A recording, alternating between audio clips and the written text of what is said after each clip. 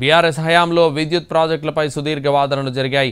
విద్యుత్ అంశంపై బీఆర్ఎస్ విమర్శల్ని రేవంత్ రెడ్డి సర్కార్ తిప్పికొట్టింది. విద్యుత్ ఉత్పత్తిని బీఆర్ఎస్ గొప్పలు చెప్పుకుంటోందని డిప్యూటీ సీఎం బట్టి విక్రమార్క విమర్శించారు. ప్రాజెక్టులు కట్టామని బీఆర్ఎస్ నేతలు చెబుతున్నారు, కానీ కట్టిన ప్రాజెక్టులు కనిపించట్లేదే అని ఎద్దేవా చేశారు. రాష్ట్రం ఏర్పడిన తర్వాత బీఆర్ఎస్ పార్టీ అధికారంలోకి వచ్చిన తర్వాత రెండు ప్రాజెక్టులు, ఒకటి భద్రాద్రి పవర్ స్టేషన్, 2 యాదాద్రి అధ్యక్ష. ఇవి 2 కాకుండా ఇంకేదైనా ఉందా మీరు చెప్తారా అని పదే 10 సార్లు అడిగినా ఎప్పుడు చెప్పరు. కానీ మాటలో మొత్తం ప్రొడక్షన్ మొత్తం మాదే అని చెప్తారు. అరే మీరు ప్రాజెక్టే మొదలు పెట్టండి, ప్రొడక్షన్ యాడ్ నుంచి వచ్చినట్టు మీకు?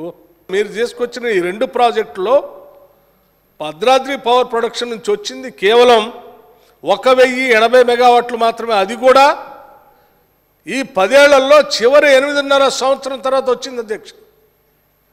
2014 నుంచి రాలేదు అది.